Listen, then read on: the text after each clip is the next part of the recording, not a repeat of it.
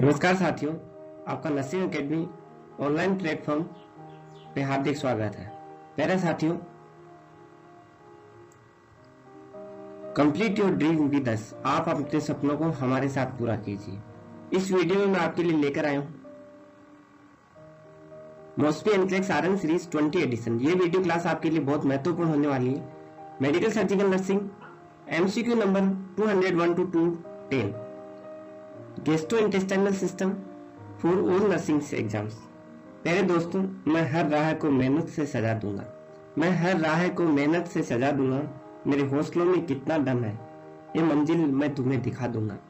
मेरे हौसलों में कितना दम है, ये मंजिल मैं तुम्हें दिखा दूंगा। थोड़ा डूबूंगा मगर फिर भी मैं तैर आऊंगा। थोड़ा डूबूंगा फिर भी मैं तैर आऊंगा। ये जिंदगी तू देख, ये जिंदगी तू देख, मैं फिर जीत जाऊंगा। इसी के साथ हम शुरुआत करते हैं। Let's now start. Question number 201। A nurse provide dietary teaching about A low sodium diet. एक नर्स लो सोडियम डाइट के बारे में डाइटरी टीचिंग प्रोवाइड करवा रही है for a client with hypertension वाले पेशेंट को। विच nutrient selected by the client indicate an understanding about foods that are low in natural sodium।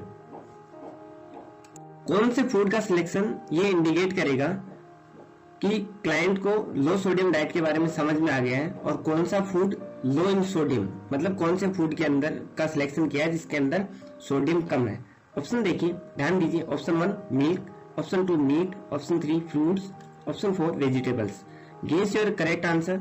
अपना सही उत्तर सोचिए। Correct answer is option number 3 fruits. Fruits correct answer है जिसके अंदर sodium कम मात्रा में होता है। क्यों? देखिए, फ्रूट करेक्ट आंसर क्यों है, रेशनल देखिए, ध्यान दीजिए। Fruits contain less sodium than do other foods. Fruit के अंदर ये 4 फूड दे रखे हैं, इनकी तुलना में सोडियम की मात्रा कम पाई जाती है। Milk is higher in natural sodium than in fruits. Milk के अंदर प्राकृतिक रूप से सोडियम की मात्रा फ्रूट्स की तुलना में ज्यादा होती है। Meet is higher in natural sodium than in fruits. Meet के अंदर नेचुरली सोडियम ज्यादा होता है फ्रूट्स की तुलना में। Vegetable are higher in sodium than the fruits. इन चारों फ्रूट्स के अंदर जो दे रखे हैं, मिल्क, मीट, फ्रूट्स, वेजिटेबल्स, तो सबसे कम मात्रा फ्रूट्स के अंदर सोडियम की प्रेजेंट रहेगी। यदि जो क्लाइंट हाइपरटेंशन का क्लाइंट है वो ये बताता है कि मुझे फ्रूट्स खाने चाहिए, दैट मीन्स जो उसको टीचिंग दिया गया है डाइटरी प्लान का वो क्लियर हो गया है, उसको अंडरस्टूड है, समझ में आ गया। Next question, question number 202। Mega dose of vitamin A are taken by a client. एक क्लाइंट जिसने विटामिन ए की बहुत ज्यादा डोज ले ली है। Why should the nurse question this practice. Nurse को इस प्रैक्टिस पे क्यों क्वेश्चन करना चाहिए, मतलब ये डाउटफुल क्यों है। ऑप्शन देखिए। Option 1 vitamin A is highly toxic even in small amount. Vitamin A ज्यादा मात्रा में लेने पे टॉक्सिक होता है स्मॉल अमाउंट की तुलना में। Option 2 the liver has a great storage capacity for vitamin A. Vitamin A का लीवर में स्टोरेज होता है even to toxic amount. Toxic amount में भी लेने पे भी उसका स्टोरेज कहाँ, लीवर में हो जाता है। Option 3 vitamin A can not be stored. Vitamin A का स्टोरेज नहीं किया जा सकता। Therefore excess amount will saturated the general body tissues. यदि ज्यादा मात्रा में विटामिन ए लिया है तो जनरल बॉडी टिश्यूज में सैचुरेटेड हो जाता है। Option 4 although the body requirement for vitamin A is great. Body की विटामिन ए की आवश्यकताएं ग्रेट है। The cells can synthesise more as needed. Cells body की सेल्स जब विटामिन ए की ज्यादा आवश्यकता होती है तो सिंथेसाइज कर लेती है। Guess your correct answer. सही उत्तर सोचिए। करेक्ट आंसर क्या होगा, दौड़ाइए अपने दिमाग के घोड़े मेरे प्यारे फ्यूचर नर्सिंग ऑफिसरों। Correct answer is option 2 the liver has a great storage capacity for vitamin A even the toxic amount. Mega dose of vitamin A toxic, ज्यादा मात्रा में विटामिन ए लेना शरीर के लिए नुकसानदायी है। उसका स्टोरेज लीवर में होता है। यदि ज्यादा मात्रा में या टॉक्सिक लेवल तक भी लिया है तो भी लीवर में स्टोरेज होगा। तो देन जितनी नॉर्मल डोजेज होती है नॉर्मल लेवल तक ही विटामिन ए को लेना चाहिए। रेशनल देखिए, ध्यान दीजिए, vitamin A is a fat soluble vitamin. Vitamin A fat soluble vitamin होता है। हम बार बार कंफ्यूज होते हैं कि ये कौन सा फैट सोल्यूबल है या वाटर सोल्यूबल विटामिन। इसको याद रखने के लिए मैं एक टिप्स बताता हूं आपको। WBC हम पढ़ते हैं, W for water, B for vitamin B और C फॉर विटामिन सी। केवल WBC ही वाटर सोल्यूबल विटामिन होते हैं, बाकी सब फैट सोल्यूबल विटामिन है। Vitamin A is fat soluble vitamin that accumulate in the body. Vitamin A एक fat soluble vitamin है, उसका मतलब है कि वो शरीर में क्या होता है, जमा होता है। वाटर सोल्यूबल विटामिन क्या करेंगे, बॉडी के साथ बाहर निकल जाते हैं। And is not significantly excreted even if extremely large amount are ingested. यदि वो ज्यादा अमाउंट के अंदर बॉडी ले लिए जाते हैं तो वो बाहर नहीं निकल पाते। After prolonged injection of extremely large doses, ज्यादा लंबे समय तक लार्ज डोज विटामिन ए का लिया जाता है तो उससे टॉक्सिक इफेक्ट हो सकते हैं। कौन कौन से टॉक्सिक इफेक्ट होंगे विटामिन ए के? Irritability, increase intracranial pressure, irritability हो सकता है, क्लाइंट इरिटेबल हो सकता है, उसका इंट्राक्रेनियल प्रेशर बढ़ सकता है, फेटिक थकान हो सकती है, नाइट स्वेट्स रात में पसीने आ सकते हैं, एंड सीवियर हेडेक, और उसको सीवियर हेडेक हो सकता है। तो vitamin A should be taken at the normal level and normal days. If this one taken by the client in extreme level, then it should develop the toxic effects. Toxic effect में कौन कौन से होंगे? Irritability, increase intracranial pressure, fatigue, night sweats and severe headache. Can occur vitamin A is toxic only after prolonged large doses. Vitamin A का toxic level तब होता है जब लंबे समय तक ज्यादा डोज ली जाए। यहाँ पे एक क्वेश्चन बनता है, vitamin A can be stored in the liver. अपना एक क्वेश्चन यहाँ पे ये भी बनता है कि विटामिन ए का स्टोरेज कहाँ पे होता है? विटामिन ए का स्टोरेज बॉडी के अंदर लीवर में होता है। कहाँ पे होता है? लीवर में होता है। Vitamin A can not be synthesize by the body. Vitamin A का संश्लेषण बॉडी के अंदर नहीं होता है। Next question number 203, a nurse is teaching about excellent food source of vitamin A. एक नर्स विटामिन ए के एक्सीलेंट फूड सोर्सेज के बारे में टीच करवा रही है। For a client with A deficient in this vitamin, वो क्लाइंट जिसके अंदर विटामिन ए की डिफिशियंसी है। Which food should the nurse include in the teaching. Nurse को कौन कौन से फूड इंक्लूड करने चाहिए टीचिंग के अंदर? Select all apply. निम्न में से जो अप्लीकेबल है वो सिलेक्ट करने हैं। एक क्लाइंट है जिसको विटामिन ए की डिफिशियंसी है, उसको फूड एडवाइस करने हैं। कौन कौन से फूड सिलेक्ट करने चाहिए जिनका विटामिन ए प्रचुर मात्रा में या एक्सीलेंट सोर्स है विटामिन ए के? ऑप्शन देखिए, ऑप्शन 1 कैरेट्स गाजर, ऑप्शन 2 ऑरेंज संतरा, option 3 tomato, option 4 steam milk, option 5 leafy greens vegetables. Guess your correct answer. सही उत्तर सोचिए, कमेंट बॉक्स में भी लिख सकते हैं आप। Correct answer is option 1 and option 5। Carrots and leafy green vegetables are the excellent source of vitamin A. गाजर और हरी पत्तेदार सब्जियां विटामिन ए का एक्सीलेंट सोर्स होता है। क्वेश्चन ये भी पूछा जा सकता है एग्जाम में कि what is the excellent source of vitamin ए। निम्न में से कौन सा एक्सीलेंट सोर्स है विटामिन ए का? तो सबसे बढ़िया सबसे अच्छा सोर्स है गाजर, उसके बाद लीफी ग्रीन वेजिटेबल्स। रेशनल देखिए, येलो ऑरेंज वेजिटेबल्स, इसमें हमारा आंसर क्या होगा? ऑप्शन 1 और 5 आंसर है। Yellow orange vegetables contain large quantity of pigmented alpha, beta and gamma carotene. Yellow orange vegetables के अंदर लार्ज मात्रा में, बहुत ज्यादा मात्रा में अल्फा, बीटा और गामा कैरोटीन वर्णक प्रेजेंट रहता है। कैरोटीन वर्णक बोलते हैं जिसको। Beta carotene is the major chemical precursor of vitamin A. Beta carotene vitamin A का मेजर केमिकल प्रिकर्सर है। यहाँ पे क्वेश्चन ये बनता है कि विटामिन ए का प्रिकर्सर क्या होता है? तो हम आंसर क्या होगा? Beta carotene is the major chemical precursor of vitamin A in human nutrition. Cantaloupes, sweet potatoes and apricots also a high in vitamin A. Cantaloupes, sweet potato और apricots में भी विटामिन प्रचुर मात्रा में या एक्सीलेंट अमाउंट में पाया जाता है। Orange are considered a good source of vitamin C and potassium. Orange vitamin C और पोटेशियम का अच्छा सोर्स होता है। Tomato are a good source of vitamin C. टमाटर भी विटामिन सी का गुड सोर्स है। Level of vitamin A are high in whole milk than in skim milk. Vitamin A whole milk या जो संपूर्ण दूध है उसके अंदर अच्छी मात्रा में पाया जाता है according to skim milk. Dark green leafy vegetables contain large quantity of pigments. हरी पत्तेदार सब्जियों के अंदर भी लार्ज क्वांटिटी के अंदर विटामिन ए का प्रिकर्सर पिगमेंट प्रेजेंट रहता है, जिसे हम alpha beta and gamma carotene वर्णक के नाम से जानते हैं। किसके नाम से जानते हैं? अल्फा बीटा गामा कैरोटीन वर्णक। ये अलग अलग प्रकार है इसके। बीटा कैरोटीन मेनली कौन सा होता है? Precursor beta carotene. Beta carotene is the major chemical precursor of vitamin A in human nutrition. Vitamin A का ह्यूमन न्यूट्रिशन के अंदर बीटा कैरोटीन वर्णक मेजर केमिकल प्रिकर्सर होता है। Broccoli, cabbage, spinach and collard are also high in vitamin A.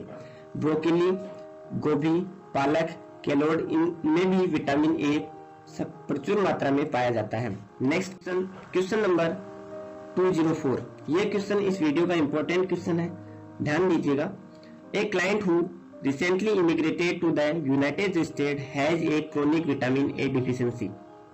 एक client जो कि अभी हाल ही में यूएस से आया है, उसके अंदर विटामिन ए की क्रोनिक डिफिशियंसी है। What information about vitamin A should the nurse consider when assessing this client for clinical indicators of this deficiency?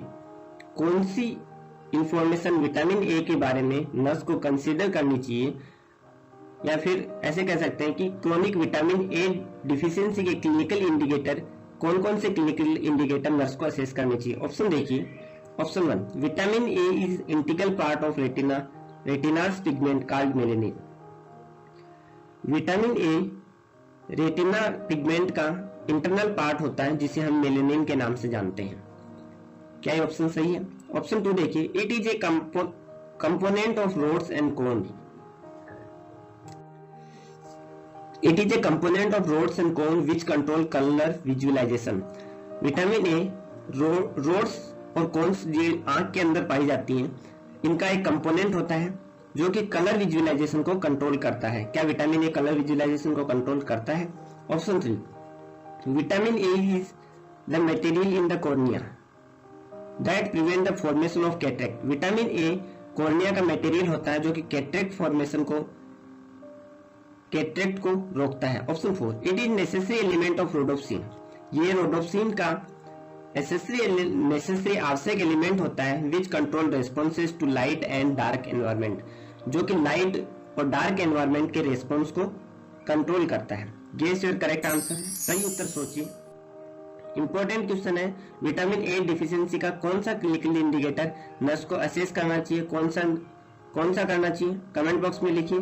Correct answer is option 4, it is necessary element of rhodopsin. Vitamin A rhodopsin का necessary आवश्यक element होता है which control responses to light and dark environment. Rhodopsin light और dark environment के response को control करता है। Rational देखिए। Vitamin A is used in the formation of retinol. ध्यान दीजिए, विटामिन ए का उपयोग रेटिनॉल के फॉर्मेशन में होता है। एक कंपोनेंट ऑफ रेटिनॉल एक कंपोनेंट है light sensitivity rhodopsin molecule. Retinol light sensitivity rhodopsin molecule का एक कंपोनेंट होता है। रोडोप्सिन को हम विजुअल पर्पल के नाम से भी जानते हैं। मेलेनिन कहाँ प्रेजेंट होता है? Melanin is a pigment of skin.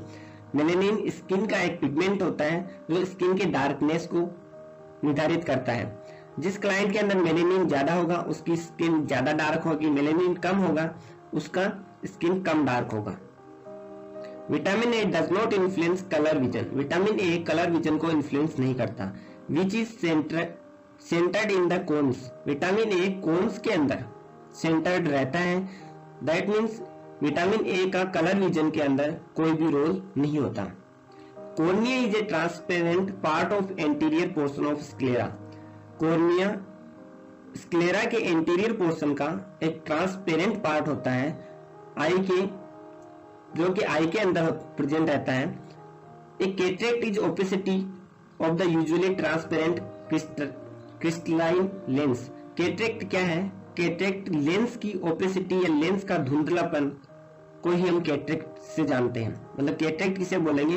यदि आई के अंदर, आंख के अंदर जो लेंस प्रेजेंट रहता है वो धुंधला हो जाए, उसकी ओपेसिटी कम हो जाए, तो this one is known as the cataract. Vitamin A does not prevent cataract. Vitamin A cataract को नहीं रोकता है। तो मेनली विटामिन ए का क्या है?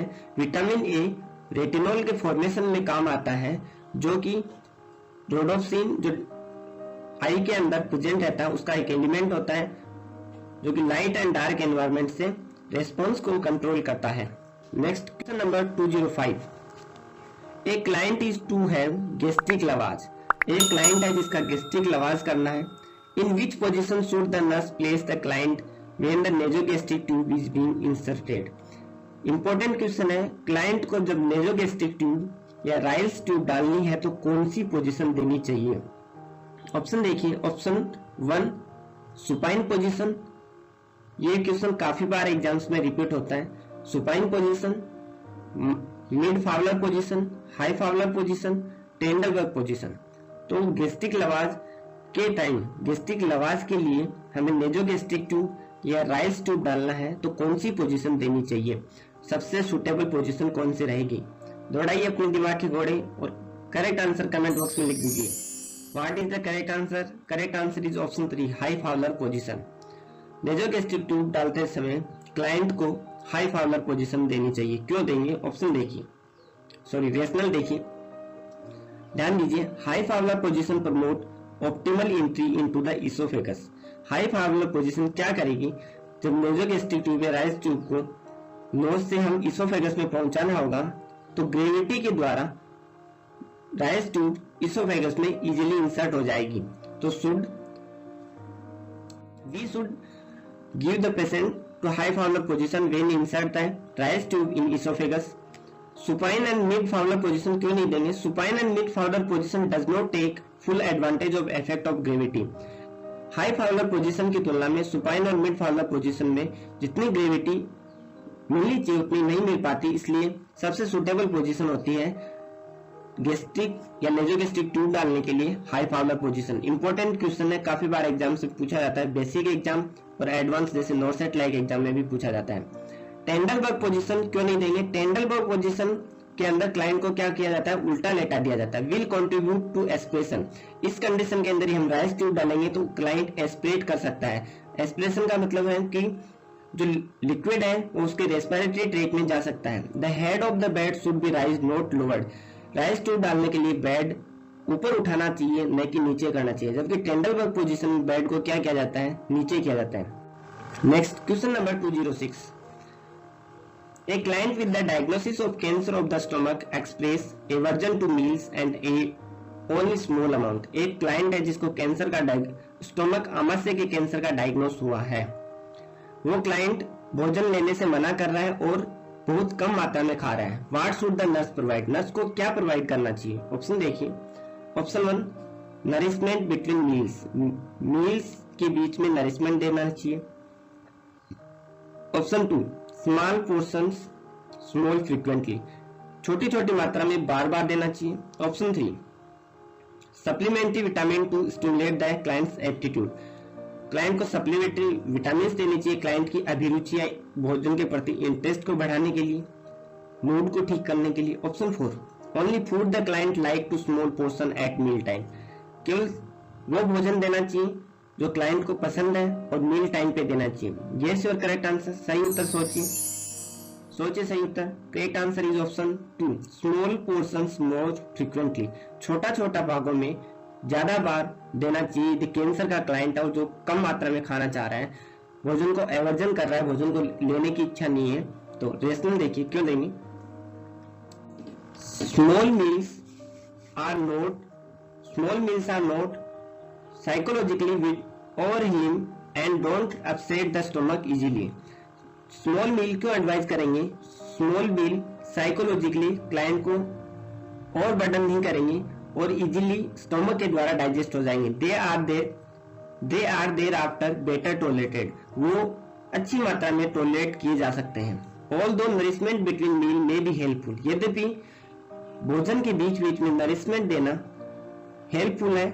Small frequent meal is a better approach, but small मात्रा में मील्स या स्मॉल मात्रा में बार बार फ्रीक्वेंटली खाना देना बेटर अप्रोच है, अच्छी अप्रोच है। मतलब वो क्लाइंट, कैंसर के क्लाइंट के लिए जिसको स्टोमक का कैंसर हुआ, सूटेबल रहेगी। Administration of vitamin is a dependent nursing factor. Vitamin का एडमिनिस्ट्रेशन करना बिना प्रिस्क्रिप्शन के नर्स एडवाइज नहीं कर सकती। विटामिन का prescription, vitamin tablets prescription is the dependent nursing function. Vitamin don't stimulate aptitude. Vitamin client की अभिरुचि को स्टिमुलेट नहीं करता, इसमें कोई रोल नहीं है। Small portion at meal time does not ensure adequate nutrition. Meal time के दौरान स्मॉल पोर्शन में खाना देना क्लाइंट की न्यूट्रिशन रिक्वायरमेंट को कंप्लीटली फुलफिल नहीं करता। If the portion size is decrease, यदि पोर्शन साइज डिक्रीज होता है, फ्रीक्वेंटली मस्ट बी इंक्रीज। यदि क्लाइंट का खाना कम पड़ रहा है, न्यूट्रिशनल रिक्वायरमेंट पूरी नहीं हो रही है, तो हमें इंक्रीज कर देनी चाहिए। नेक्स्ट क्वेश्चन नंबर 207 क्या है? 207 नंबर क्वेश्चन ध्यान दीजिए। ए क्लाइंट है के ए हेल्थ केयर प्रोवाइडर शेड्यूल्स ए पैरासिंथेसिस। एक हेल्थ केयर प्रोवाइडर ने पैरासिंथेसिस प्रोसीजर को शेड्यूल किया है। What should the nurse instruct the client to do prepare for the procedure. Client को क्या इंस्ट्रक्ट करेगी नर्स प्रोसीजर को प्रिपेयर करने के लिए? मतलब पैरासिंथेसिस प्रोसीजर के लिए नर्स को क्या इंस्ट्रक्ट करना चाहिए। पहले साथियों, यदि आपने हमारे पहले के वीडियो जो नर्सिंग यूट्यूब चैनल पे पब्लिश हो चुके हैं उनको अभी तक नहीं देखा है, तो नर्सिंग एकेडमी यूट्यूब चैनल की प्लेलिस्ट में जाइए और वहां पे आपको फंडामेंटल ऑफ नर्सिंग के सारे वीडियो मिलेंगे जो कि एनक्लिक्स बेस्ड है। क्योंकि नोसेट और आजकल जितने भी एग्जाम्स होती है सब में एनक्लिक्स बेस्ड क्वेश्चन आते हैं। आप उनका प्रैक्टिस कीजिए, अपने बुक के साथ उन वीडियो को देखिए, ताकि आपका अच्छा केवल बेसिक भाषा में एक्सप्लेनेशन है उसके अंदर, छोटे से लेवल से लेके हाई लेवल तक। तो क्वेश्चन क्या चल रहा था हमारा? क्वेश्चन ये था कि पैरासिंथेसिस प्रोसीजर के लिए नर्स को क्लाइंट को क्या इंस्ट्रक्ट करना चाहिए। ऑप्शन देखिए। ऑप्शन 1 है empty the bladder before the procedure. Procedure से पहले ब्लैडर को खाली करना चाहिए। Option 2 take a laxative the evening before the procedure. Procedure से पहले वाली शाम को लैक्सेटिव लेना चाहिए। लैक्सेटिव क्या होता है? स्टूल सॉफ्टनर, मतलब कॉन्स्टिपेशन को कम करने के लिए। Option 3 ingest nothing bye mouth for 8 our before the procedure. Procedure के 8 घंटे से पहले नर्स को कुछ भी नहीं, क्लाइंट को माउथ से कुछ भी नहीं लेना है। Option 4 self administer a low sudsed enema 2 hour before the procedure. Client को प्रोसीजर के 2 घंटे से पहले सुसेब्ड एनिमा सेल्फ एडमिनिस्टर करना चाहिए। गेस और करेक्ट आंसर सही उत्तर सोचिए। Correct answer is option 1 empty the bladder before the procedure. Paracentesis procedure से पहले नर्स क्लाइंट को इंस्ट्रक्ट करेगी कि जो आपका ब्लैडर है उसको एम्प्टी करना है, मींस आपको यूरिन पास आउट करके आना है। क्यों बोलेगी? रेशनल देखिए, ध्यान दीजिए। Empty the bladder before a paracentesis. Paracentesis procedure से पहले क्लाइंट को नर्स ब्लैडर एम्प्टी करने के लिए इंस्ट्रक्ट करेगी। क्योंकि empty the bladder prevent it's accidental puncture during the procedure. क्योंकि यदि ब्लैडर खाली होगा तो उसको रैप्चर होने से बचाएगा। फिल ब्लैडर के अंदर जो पैरासिंथेसिस के दौरान नीडल इंसर्ट करेंगे तो वो उसके अंदर इंसर्ट हो सकती है। किसमें? ब्लैडर में, यूरिनरी ब्लैडर में इंसर्ट हो सकती है। तो nurse should advise the client to empty the bladder. Laxative enema don't no bowel preparation is indicated. इस पैरासिंथेसिस के लिए लैक्सेटिव एनिमा और किसी भी प्रकार के बाउल प्रिपरेशन की आवश्यकता नहीं होती। Client may eat and drink as tolerated. Client जितनी उसकी इच्छा या उसके टॉलरेंस के हिसाब से खा पी सकता है। Question number 208 a health care provider order and upper G. दोस्तों, कोशिश के बावजूद यदि कभी हो जाती हार तो होके निराश मत बैठना ए मेरे यार। कोशिश के बावजूद हो जाती है यदि हार तो होके निराश मत बैठना ए मेरे यार। बढ़ते रहना आगे, बढ़ते रहना आगे, हो जैसा भी मौसम, पा लेती है मंजिल चिट्ठी भी गिर गिर कर कई बार। पा लेती है मंजिल चिट्ठी भी गिर गिर के कई बार। तो हम शुरू करते हैं हमारा 208 नंबर का question. A health care provider order and upper GI series and barium enema. एक हेल्थ केयर प्रोवाइडर ने अपर जीआई सीरीज और बेरियम एनिमा ऑर्डर किया है। द क्लाइंट आस्क, क्लाइंट पूछता है, why do I have to have barium for this test. मुझे barium test की क्यों आवश्यकता है। The nurse's best response is barium. Nurse का बेस्ट रिस्पॉन्स क्या होगा कि बेरियम क्या होता है। ऑप्शन देखिए। Option 1, gives off visible light illuminating the alimentary canal. Barium से हमें एलिमेंट्री कैनाल ज्यादा विजिबल और इल्यूमिनेटिंग दिखाई देती है, प्राप्त होती है। Option 2, provide fluorescence thereby lightning up the alimentary canal. Barium fluorescence provide करता है जिससे एलिमेंट्री कैनाल पे लाइटनिंग अप प्राप्त होती है या लाइटनिंग बेटर विजुअलिटी हो सकती है। Option 3, dyes the structure. Structures को डाइज करता है, एलिमेंट्री कैनाल के स्ट्रक्चर को डाइज करता है, कलर देता है, मेकिंग देम मोर विजिबल, उनको अधिक विजिबल बनाने के लिए। ऑप्शन 4 देखिए, give more contrast to the soft tissues of alimentary canal. Alimentary canal के सॉफ्ट टिश्यूज को मोर कॉन्ट्रास्ट देता है, allowing absorption of X-ray, X-rays को एब्जॉर्व करने के लिए। तो बेरियम एनिमा का जो बेरियम है उसका हमें यहाँ पे फंक्शन पता होना चाहिए। तो बेरियम का क्या फंक्शन होता है वो ही नर्स का बेस्ट रेस्पॉन्स होगा। गेस योर करेक्ट आंसर, सही उत्तर सोचिए। Correct answer is option 4, give more contrast to the soft tissues of alimentary canal.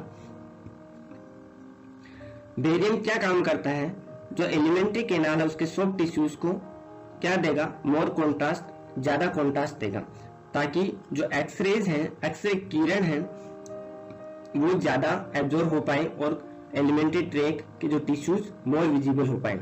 Rational देखिए, barium salt used in GI series and barium एनिमाज।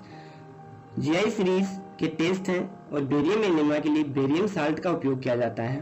Coat the inner lining of GI tract, जो कि GI tract gastrointestinal tract के inner lining को coat करता है, coating करने का काम करता है। And then absorb X-ray passing through, ताकि जो एक्सरेज है, टेस्ट एक्सरेज है, वो आसानी से पास हो सके और एब्जॉर्ब हो सके। Thus they outline the surface features of the track on a photographic plate, ताकि जो भी स्ट्रक्चर्स की आउटलाइन है वो एक्यूरेट या बढ़िया कंडीशन के अंदर फोटोग्राफी प्लेट पे प्राप्त हो सके या बढ़िया एक्सरे इमेज आ सके। तो we should give the barium salt as a barium enema. Barium has no light emitting properties. Barium के अंदर लाइट इमिटिंग प्रॉपर्टी नहीं होती। Barium does not fluorescence, barium fluorescence का भी काम नहीं करता। Barium does not have the properties of dye, barium के अंदर डाइज की प्रॉपर्टी भी नहीं होती, मतलब डाइज के रूप में भी काम नहीं करता। तो बेरियम किस रूप में काम करता है, बेरियम क्या करेगा, बेरियम सॉफ्ट टिश्यूज को कॉन्ट्रास्ट देगा ताकि जो एक्सरेज आए वो एब्जॉर्ब हो पाए और बेटर इनर लाइनिंग है उनको कोटिंग करके बेटर एब्जॉर्बिलिटी मिल सके। नेक्स्ट है question number 209। A client is scheduled for सिग्मोडोस्कोपी। एक क्लाइंट को सिग्मोडोस्कोपी के लिए शेड्यूल किया। सिग्मोडोस्कोपी क्या होता है, सिग्मोडोस्कोप के द्वारा क्लाइंट के गैस्ट्रोइंटेस्टाइनल ट्रैक्ट के ऑर्गन्स को विजुअलाइज करना, जिसके अंदर mostly lower GI tract organs आते हैं, लोअर पार्ट आता है। What instructions should the nurse provide the client in preparation for the diagnostic procedure? सिग्मोडोस्कोपी diagnostic procedure के लिए नर्स को क्या इंस्ट्रक्शन देने चाहिए, क्लाइंट को कौन से इंस्ट्रक्शन देने चाहिए सिग्मोडोस्कोपी के लिए। ऑप्शन देखिए।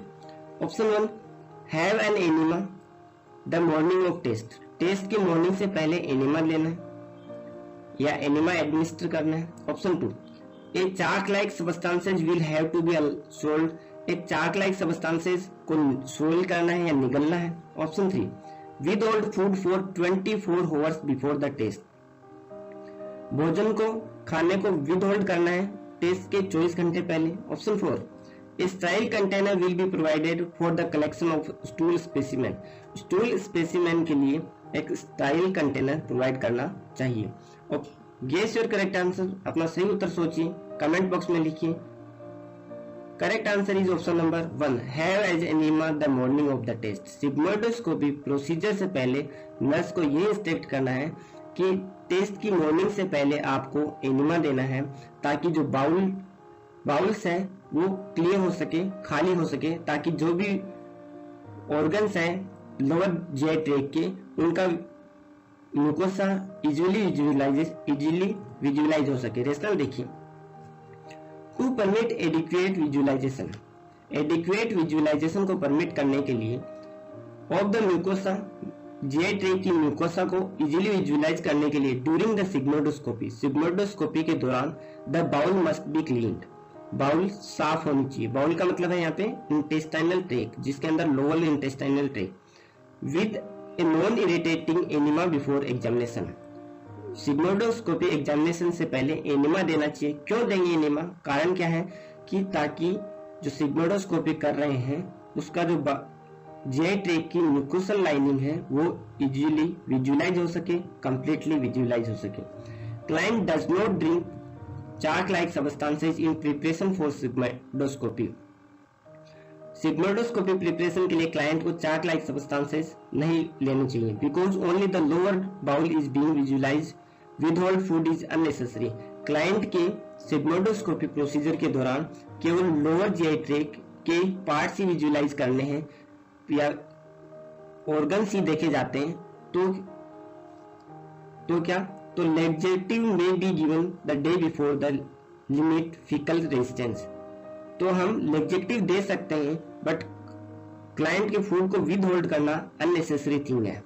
Collecting stool specimen is not part of procedure. Stool specimen collect करना सिग्मोइडोस्कोपी प्रोसीजर का पार्ट नहीं है, इसमें स्टूल स्पेसिमेन कलेक्ट करने की आवश्यकता नहीं पड़ती। इसका पर्पज क्या है? लोअर जीआई ट्रैक्ट के म्यूकोसल लाइनिंग को, ऑर्गन्स को विजुअलाइज करना। नेक्स्ट क्वेश्चन नंबर 2010, ये क्वेश्चन इस वीडियो का लास्ट क्वेश्चन है, ध्यान दीजिए। A health care provider order a sigmoidoscopy, एक health care provider sigmoidoscopy order करता है for one client and a barium enema for another client. एक क्लाइंट के लिए तो सिग्मोइडोस्कोपी ऑर्डर करता है, दूसरे क्लाइंट के लिए क्या ऑर्डर करता है? Barium enema. What is a nursing responsibility common to preparing both of these clients for this procedure.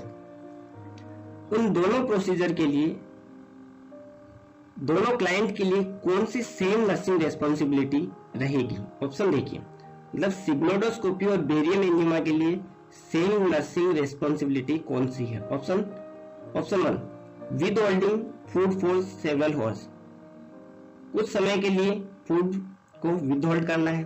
Option 2, giving castor oil the afternoon before, test से पहले, प्रोसीजर से दोपहर से पहले कैस्टर ऑयल देना है। Option 3, administering soapsuds enema until clear, जब तक क्लियर नहीं हो जाता तब से पहले, जब बाउल क्लियर नहीं हो जाती उससे पहले एनिमा देना है। सोप सूट्स एनिमा मतलब सोप, साबुन का बना हुआ enema. Option 4, ensuring and understanding of the procedure, procedure समझ में आ गया, ये इंश्योर करना है। अब इन चारों ऑप्शन में से दोनों के लिए सुटेबल रेस्पॉन्स कौन सा है, या सुटेबल नर्सिंग रेस्पॉन्सिबिलिटी कौन सी है? गेस योर करेक्ट आंसर, अपना सही उत्तर सोचिए। Correct answer is option 4, ensuring and understanding of the procedure. इसके अंदर ये इंश्योर करना है कि सिग्मोइडोस्कोपी और बेरियम एनिमा वाले क्लाइंट को जो प्रोसीजर होना है वो क्लियर हो गया, उसके ऊपर कोई डाउट तो नहीं है। रेशनल देखिए, to provide understanding and allay anxiety, client को समझाने के लिए और एंजाइटी को, एले का मतलब दूर करना, एंजाइटी को दूर करने के लिए, रिमूव करने के लिए all diagnostic test should be explain to the client. हमेशा नर्स को चाहिए कि जितना भी डायग्नोस्टिक टेस्ट या प्रोसीजर होना है, प्रोसीजर से पहले nurse should explain everything to the client. Nurse को हर वो चीज, छोटी से छोटी चीज एक्सप्लेन करनी चाहिए, क्लाइंट को समझानी चाहिए। Withholding food for several hours, giving castor oil for the afternoon before, administering soap suds enema until clear. Preparation for the test may vary depending on the client's condition. ये तीनों चीजें client की condition पे depend करती हैं। Sigmoidoscopy और barium enema के procedure पे डिफरेंट रहेंगी, बट क्लाइंट को प्रोसीजर अंडरस्टूड होना दोनों के लिए नर्सिंग रेस्पॉन्सिबिलिटीज है। Thank you for watching. प्यारे साथियों, वीडियो अच्छा लगा हो और आप इस वीडियो को पहली बार देख रहे हैं या नर्सिंग अकेडमी यूट्यूब चैनल की वीडियो को पहली बार देख रहे हैं तो आपसे नंबर रिक्वेस्ट है, सब्सक्राइब कर लीजिए। ऐसे ही वीडियो ट्यूशंस आपको लगातार मिलते रहेंगे। प्यारे साथियों, यदि आपको कोई क्वेरी हो इस वीडियो से रिलेटेड तो आप हमारे व्हाट्सएप कीजिए। हमारा व्हाट्सएप नंबर 8360069703 है। आपकी क्वेरीज का समाधान करके हमें हार्दिक खुशी होगी। प्यारे साथियों, लोगों को देखिए, सब्सक्राइब कीजिए और उस पर बेल आइकन प्रेस करके ऑल पे सिलेक्ट करना नहीं भूलना, ताकि नेक्स्ट वीडियो का नोटिफिकेशन सबसे पहले आपको मिल सके। प्यारे साथियों, हंसते रहिए, खेलते रहिए, पढ़ते रहिए, जिंदगी के मजे लेते रहिए। Thank you for watching.